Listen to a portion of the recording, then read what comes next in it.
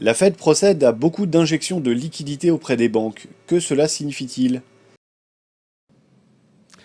Alors c'est un sujet très technique dont je vais parler rapidement. Effectivement, il y a sur Internet, sur la sphère Internet, et on a reçu plusieurs fois des questions de gens qui se demandent ce que signifient ces injections massives de liquidités effectuées par la Federal Reserve Board, la Banque fédérale des États-Unis d'Amérique.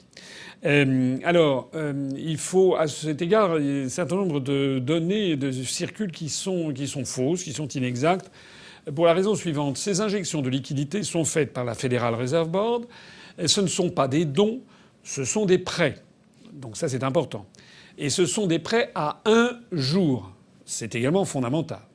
Ces prêts sont assujettis à un taux d'intérêt de 2% par an. 2% par an, s'il y a 360 jours de calendaire pour les emprunts. Lorsqu'on emprunte $1 un jour, et la banque doit le rendre le lendemain avec $1 plus 1 divisé par 18 000. Faites le calcul de 2% sur 360. Donc normalement, on doit. C'est une somme tout à fait insignifiante. Alors, évidemment, $1, mais c'est pas $1, c'est des milliers de dollars. Ce sont des prêts qui sont assujettis à ce taux d'intérêt, qui sont octroyés par la Federal Reserve Board uniquement à des banques de second rang. Et de surcroît, ces prêts sont nantis. Nantis, ça veut dire quoi? Ça veut dire que les banques doivent nantir, doivent promettre, doivent fournir, donner un transfert, une espèce de transfert de propriété provisoire pendant un jour à la Federal Reserve Board sur des titres possédés par les banques qui sont en fait des titres d'État, essentiellement des obligations du Trésor américain. Voilà. Alors, ça veut dire quoi? Ça veut dire que lorsque l'on a parlé ces jours-ci du fait que la Federal Reserve Board avait octroyé, avait injecté 75 milliards de dollars de liquidités, c'est une somme importante. Mais il y a une erreur qui a été faite par certains observateurs, pourtant que l'on croyait mieux avisés, et qui consiste à accumuler, voilà. Et des gens se disent, certains se disent, mais s'il y a 75 milliards de dollars tous les jours, au bout de 10 jours, ça va faire 750 milliards. Au bout de 100 jours, 7500 milliards de dollars. Donc ça, non. Alors c'est une erreur de raisonnement parce que ça n'est pas accumulatif.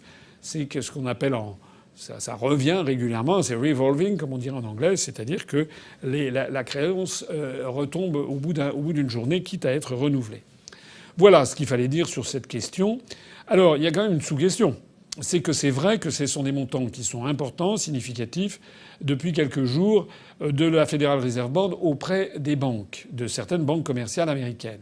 Alors pourquoi? Ça, c'est une autre question. Ça fait référence à cette crainte peut-être d'un risque, d'une crise financière mondiale qui peut-être se profile. Donc je ne dis pas du tout que tout est pour le mieux dans le meilleur des mondes.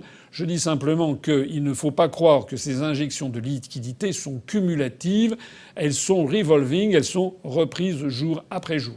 Point fondamental. Au passage, d'ailleurs, un particulier ne peut pas avoir de cet argent. Parce que beaucoup de gens ne connaissent pas, et c'est normal, parce que c'est quand même très compliqué, ils ne connaissent pas ces questions monétaires. Il y a des gens qui se disent, mais s'il y a des injections de liquidités, pourquoi ils n'en donnent pas, par exemple, aux nécessiteux? Non, c'est pas comme ça que ça se passe. Encore une fois, ce ne sont pas des dons, ce sont des prêts qui sont inscrits au bilan de la Federal Reserve Board pour une journée et qui sont nantis. Quant à l'affaire de la crise économique et financière, je vous donne rendez-vous à toutes celles et à tous ceux qui viendront à notre université d'automne, samedi 5 octobre, où le matin nous aurons une table ronde vraiment tout à fait passionnante, avec notamment Philippe Béchade, Charles Sana et Vincent Brousseau. Ça sera animé par Jacques Chevalier, qui est un jeune banquier retraité, membre de l'UPR, qui a travaillé dans la banque d'affaires. Eh bien, ils répondront à la question: le monde est-il au bord d'une crise financière, économique et financière majeure? Et puis, évidemment, ils répondront aux questions du public. Qu'est-ce qu'il faut faire pour se protéger? Rendez-vous donc samedi à l'université d'automne. Les inscriptions sont en ligne depuis maintenant plusieurs semaines.